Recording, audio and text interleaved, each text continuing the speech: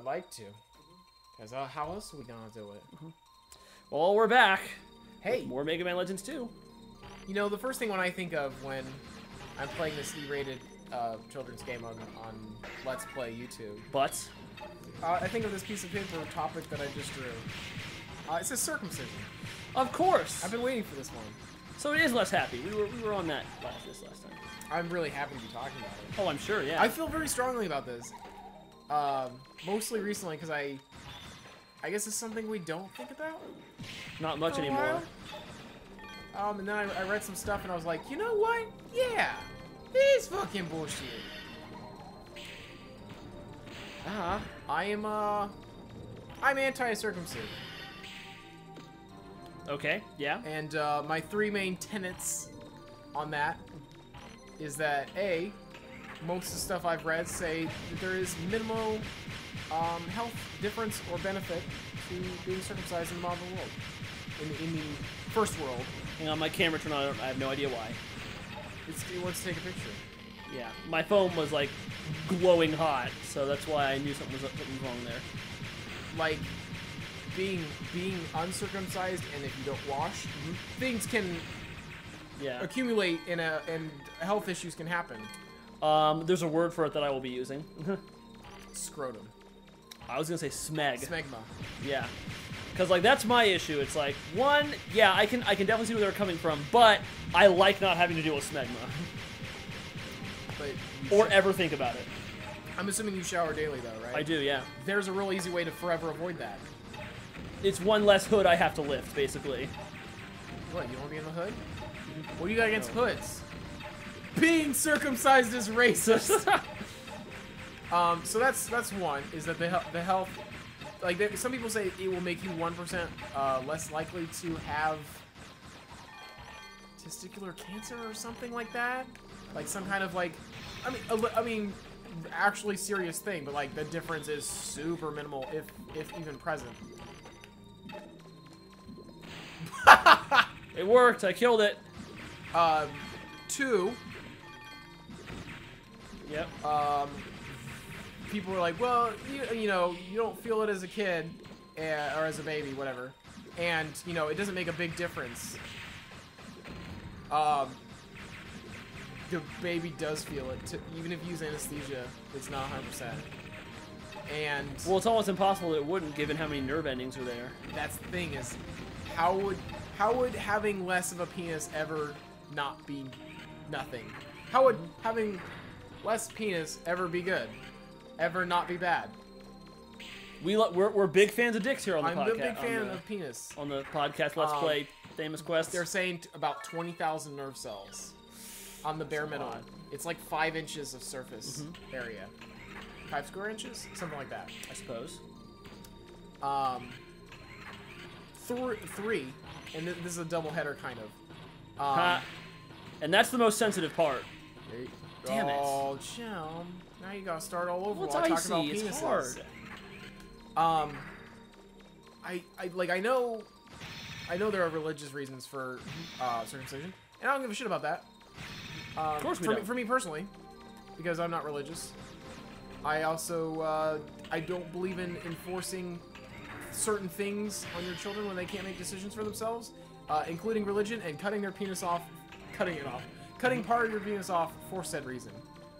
We in the civilized world don't do this to women.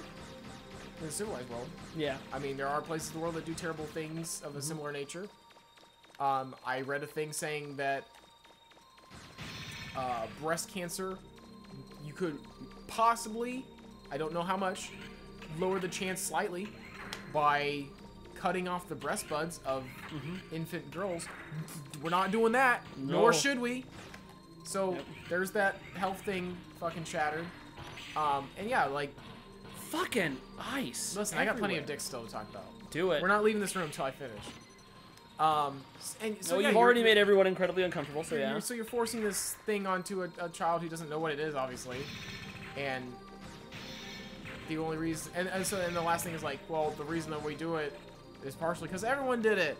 It's the locker room explanation of, well, when he gets to a locker room, if he's the only one that's not, it's gonna be weird. Yeah. That's never an excuse for anything. First of all, how ashamed will he be? that's the that same. he That's has- the same argument as like, Everyone's you know, doing it. obviously it's not. Listen, I'm not I gonna don't jump off a obviously, bridge. yeah, obviously I don't care about the. It's everyone not, else it's is not doing it. high on my priority list, Yeah. but it's the same question. It's like, what's the kid gonna do when he sees two dudes kissing if we let gays marry? Probably nothing. He'll probably just think it's for the same reason that everyone else kisses. I don't know. make- There's that. To make babies. Kissing Yeah. makes babies. Back to penises. Ooh, ooh. It's all slippery. Like Gotta penises. angle myself. So they can't make this decision for themselves. And you can say, well, James, if they make the decision for themselves later on in life, circumcision's gonna be goddamn rough. Yeah, almost like it's a bad decision. Yeah. Okay, we don't need to go here yet. There's something else I'm looking for. Just want to see if there's anything in here before we go too nuts. Do you want Nope, to nothing do here. you want to comment on this? That was worthless. Do you Wow. want to comment on this at all or no? Not really. No. Okay. Hang on a sec. I'm gonna see if there's that leads to a console, and the elevator to go up is those are ice panels right there. So we got to go back. Here's a blanket statement I Yeah. can make. Leave other people's genitalia alone if you don't have their permission. Damn it. Okay, yeah, that works for me, I suppose. I'll get another topic now. Gotcha. How long did I go for? 5, 6 minutes? There we Yep. go. Great. Perfect. Yep. That's what I always wanted. Dysfunctional systems and defunct Kickstarters in general. So at what point do you think that a Kickstarter, having been funded and stuff like that, is obligated to produce results? From a moral or legal standpoint? Little in column A, little in column B. From a moral standpoint, you should do exactly what you said you were going to do. If it's within your power, you should do it. From a legal standpoint, I understand that, like, and this is the thing, the way the two best friends word it is, people need to understand that Kickstarter is not a pre-ordering service. Yeah. And it's not. You are donating to a cause that will hopefully make a thing that you like that they will, like, give you or whatever, based on your tier. Yeah. Yeah, like, you give money and then they just go tits up because they fucked up or lied to some degree. Yeah. Or misrepresented. Dischan didn't lie. It's just they did very poor. I will say that they misrepresented, and not in a necessarily malicious way, but they're one of several Kickstarters that have done the problem where they're like, we need 100,000, we can't ask for 100,000. Let's ask for 50, even though 50 is not enough to make the game. Yep. And then we'll hopefully get more, and then when we don't, it doesn't fucking happen. Yeah. Am I right? I mean, I'm simplifying, but isn't that pretty much what was one of the big reasons why it didn't happen? Sort of. Also, they, mishandled how they were paying the people working on the projects. They were overpaying them from what I read. They were overpaying them, and they were paying them in, like, advance. Yeah. It was the most naive shit I've ever seen. Yep. Like, I've never made a game before. I wouldn't have done that shit. Yep. Yeah. And again, the problem is they had a lot of problems with their initial product. They released one episode that usually was on sale for like $5. Yep. That's another thing. They were always a little too. Their Canadian side showed a little bit because they were always a little too generous with the sales in their product itself. Well, I mean, with the Steam market, with the current market, it's hard to get your Yeah. game at the right price. The thing is, what some people argue is that Kickstarter should be for like like the finishing touches. Like you should already be able to fund the better part of it yourself, and then use the. I've heard that, and I Kickstarter think fund is a I think bump. either approach is fine as long as you are explicitly honest with where you're at. Right. This is a Kickstarter where, like, the game's done. I need to be able to pay the ESRB, and I need to be able to pay certain publishing aspects, or this finishing touch, or porting it to Yeah. this. Or if it's like, here's what we have, almost nothing. I mean, that just has to be super explicit. Yeah. And people have to be okay with that as a supporter. Yep. I do think, like, I don't know what the fine line is. I know that Kickstarter can technically do some mild legal things to, Kickstarter whatever's people that just outright, like, fraud. Yep. But I don't know what it is, and they pretty much don't do it. Yeah. Which part of the thing, they had extra money for like a prologue or like an episode 0 kind of thing, and they had actually finished that, but they thought that it was really bad and they didn't want to release it with their name on it, pretty much. Yeah. Like, so here's the 3 Kickstarters that I've done. Yeah. One is out, and I haven't had time to play it, and now I don't know if I would have been able to play it on my laptop anyway. I probably can't play it on this one. But it's done, and they had some bugs or whatever on the first couple days, but they were fixing it day by day. So as far as I know, good release. Ah! That's there came an Echo, the voice-based RTS. Yeah. The other one that I backed, I'm trying to remember the name of it, but it is a visual novel with H elements in it, but I don't know I don't know that they're considering probably it optional. an HVN. But they do make HVNs, and the problem I'm having with this developer is that during the There we go. Nice. During this development cycle, they've made like 2 other games, 2 small games, and my game's a year late. Oh. And I'm like, what if you had not made those games, those side games? Like, that's kind of bullshit. Yeah, it's tough to just trick him. You can't just trick him in there the usual way. You gotta actually bait him. Like, you have to be right there. Oh, he barely stopped. He saw what that was about. And then the third one is gotta give him more room to run. The third one is Shantae, and I don't know when the fuck that's coming out. Not that I don't think it will, because Shantae's by WayForward, which is the most real developer of the 3. Yep. Come on, you Come got on, over this. to me. You can do this, Elefante. There we go. Perfect. Worked for me. Fuck it. Oh no, we gotta go to the other one. You gotta do one more. You gotta do one more? Yep, just one more. Come to me, jerk. He's getting there.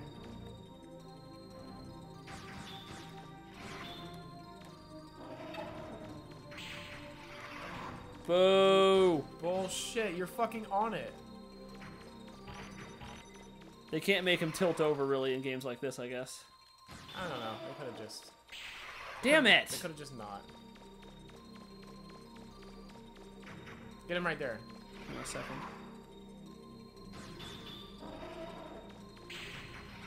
Nailed it! You did it.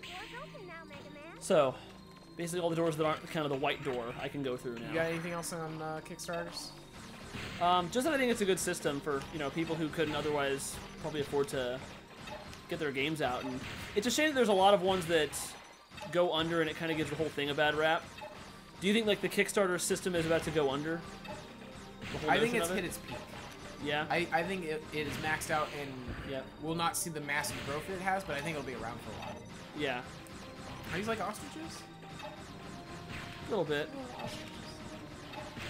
They're refusing to die is what they're doing. There we go. Casual versus hardcore games. Okay, this kind of came back to something we started talking about, but I cut off because I thought it might come up later, and I was right. It did. It did. I mean, when we were talking about like the split between male and female gamers, men and women playing video games, it's basically an even split. It is what a lot of people do to try and underwrite or undercut that that statistic is say, yeah, but a lot of that takes into account games like, Candy Crush and stuff. So basically they're saying that most women don't play real games, and the games that aren't real are the Candy Crushes, the hidden object games. I have my issues with hidden object puzzle games, but that's because I like Myst and I want. Well, but you are a really big fan of Candy Crush. Oh, of course. To clarify. No. So I guess this is kind of a two-parter. One is like, what is our actual definition of those, what used to be real labels? And 2 is addressing the fact that certain people need to define their hobby so as to exclude certain people. Yeah. Which, okay, so all I have to say about that's stupid and bullshit. Yeah.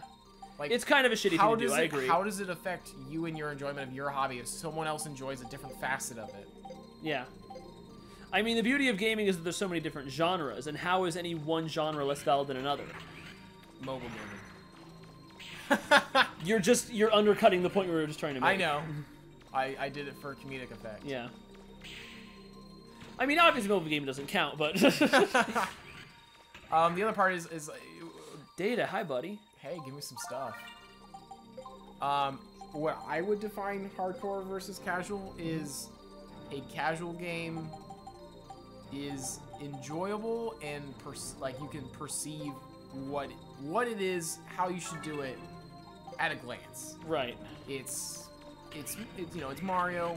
And it can be easy to learn, difficult to master, that sort of thing. Yeah. Yeah. They can be as deep or as shallow as they need to be. Yeah. I mean, it's like most Nintendo games. But I mean, like the majority of players of Professor Layton are actually women. It's actually just a little bit more. It's a little more than 50% playing Professor Layton. Like, so it's not. Can we not say that Professor Layton's a real game because it focuses mainly on, you know, the puzzles and the visual aspect of that? Well, that's what I'm gonna get to is casual games that are easy to get into or whatever. They can have a deep aspect to it. They can have, like, you know, it's easy to get into, but they have aspects you have to master, or you know, still a good time investment or other commitment. So like Professor Layton's a casual game. Yep. It's easy to pick up. It's relatively simple in general, but it does require that you learn by, you know, going through increasingly hard puzzles and a time commitment of. Oh wait, no, I can't. This is where it would have come much. from. I dropped from the ceiling. Okay, I'm just trying to see where I'm going. Sorry. I think that hardcore games are ones that like you have to make some kind of commitment to right away, whether it's a large time investment or a large difficulty right away, or a obscurement. Yeah. That would detract from most people being able to easily get into. Yeah.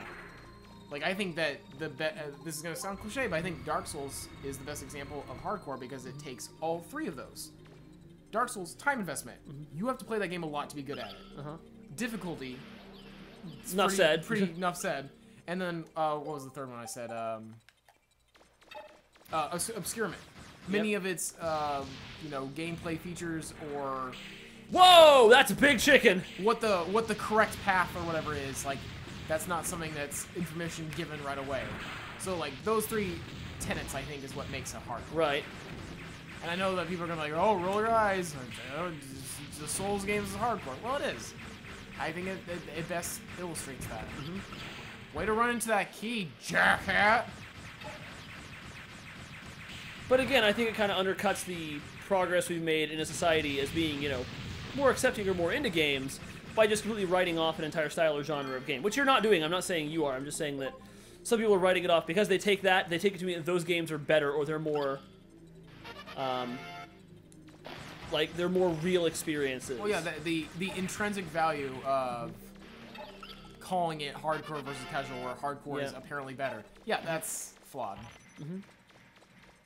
Got it. Like, by my own definitions, I mostly play casual games. Yeah. I play games to have fun and enjoy the story.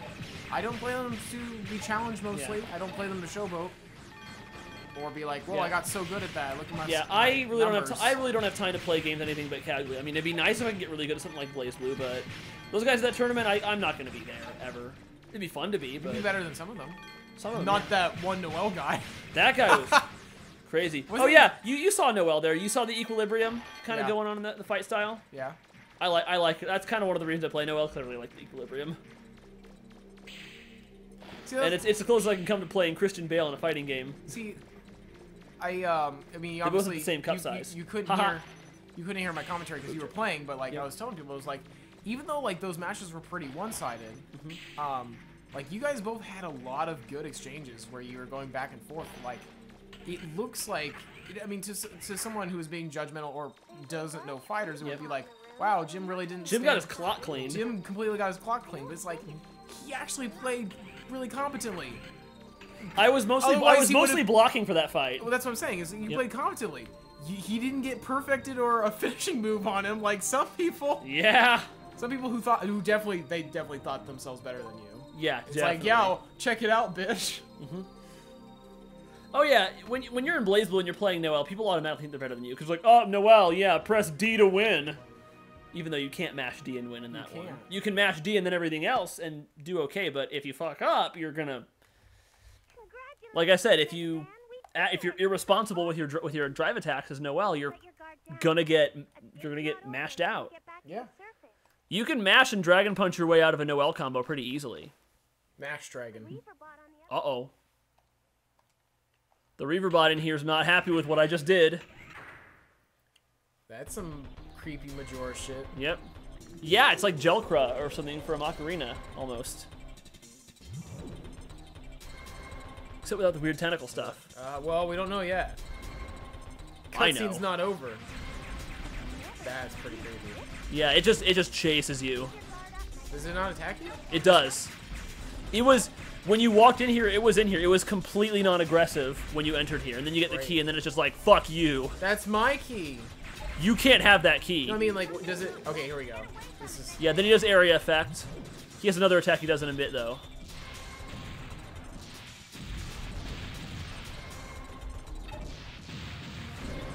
There he is. So what happens is he has an... Oh, and they're ice, I forgot. You get on the... Damn it. He jumps. It makes the floor... Oh, what the fuck? It makes the floor glow.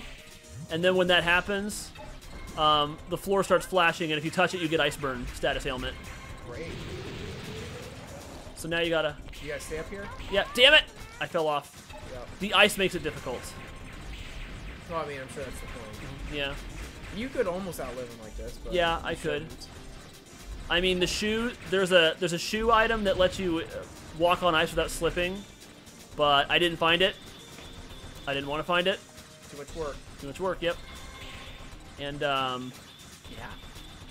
That would have made it easier to, like, circle strafe and shoot him with the rockets while we're on that. That boss's character model looks really good for the game. Yep. Oh, damn it. Yeah, just stay there for a second. Yep. Those platforms go away. The thing is, too, he starts throwing jelly at you while you're running around. Oh, these ones up here don't have ice on it, though, actually. And they don't seem to be going away. Oh, yeah, those They have ones a do little bit of ice. Yeah. Just like especially when you stop. Take it moderately. Nope. No, fuck it. I screwed up. I hacked up, guys. Hashtag not pro. Hang on, I'm gonna use my medicine bottle. He's gonna do it again. Oh no, he's gonna jump.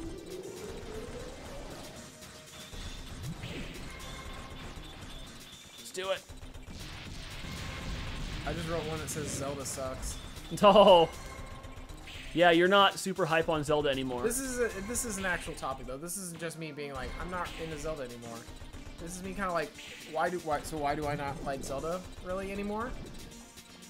Like it's kind of when we were talking about games being formulaic. Like some people really get into having I mean me saying a new skin is generalizing it too much, but there we go. having a new game. Oh no, he's rushing me. Having a new game that you can have similar expectations of what the game's gonna be, and He's chasing. just He's new chasing maps good. or new dungeons, new items. And for me, that only works for a couple games, and the two franchises that I'm just super sick of. I mentioned Infamous, but like to a large degree, Assassin's Creed and Zelda. But that's actually a pretty good boss fight. This one is. Yeah. It had like more than 2 facets to it. It had decent health. It didn't instantly die when I shot it with the rockets. Looked nice. Yep. Wasn't just a big silly robot. Yep. We beat this. We get teleported out of the dungeon once it's dead though. And then out of jelly. See ya. He gone. Not, So yeah, sorry, go on. Not coming back from that. So I mean that's Now that we've basically fought Gelcra, keep talking about Zelda games. yeah. So it's not that they are inherently unfun to me, but it's like I kind of liked them, and then I maxed out on them. Gotcha, I can see that. Like the two that I really enjoy is Wind Waker and Twilight Princess. I just didn't grow up with Ocarina, and Majora didn't click with me. Yeah. And I've played most of them by this point, and they're fine, but like, not only am I not super into them, but I don't want more of the same. Like, I hope that the new, really nice looking Wii U one is in some way different. Right. I know that's kind of an unrealistic expectation, but if it's just a prettier Zelda, like, I'm gonna avoid it like the plague. Yeah. What about you? Do you have a franchise like that that might take people aback, or? Maybe not Zelda. God, I can always think of these just right off the top of my head until I ask you right here. Until I'm on camera and people can, or on stream, I guess, or something, and people ask me. I mean, Zelda I'm fine with. I loved Wind Waker for one. Oh, yeah. Wind Waker's super good. And medicine bottle filled up. Gotta buy some stuff here. I'm gonna go ahead and get this. You want that more than That way, I'm not gonna catch on fire if I have that. But you could have gotten the resistor chip that does fire. That's just and for ice. that's for a fire shoe. That's for a shoe that lets you not catch fire on, or, not catch. Basically, I can't permanently catch on fire right now if I'm not in contact with something. I'll call that good. Series that, I mean, one could argue that Sonic was never actually that good, even though I still really like Sonic 3 and Knuckles and, the Sonic 1 through 3, Sonic CD. Generations was actually good. Yeah, I have Generations. Yeah. I have 3 Sonic games, and one of them is Generations. Yep. The other 2 are the racers. Yeah. Sonic Colors was pretty good. That's about it. I don't know. I mean, I almost want to say Final Fantasy, but I do have respect for the earlier titles. Sure. And what they did for the... I think that one... But then again, I think you kind of do have some respect for the earlier Zeldas and what they did for gaming, at least. I'm not... As much as I joke about that I'm down on them, I'm really not. And I also would argue that Final Fantasy is one of the few franchises that does make humongous changes. It's just that not all of them are good. Yeah. Like, from game to game, most of them are super different. Yeah. Like, you compare how 1 through 3 play to 4 through 6, or 7 through 9 have a different version of the ATB, or whatever you want to call it. Yeah. 10 was very different, and then 11 and 14 are online. 12 was different and bad.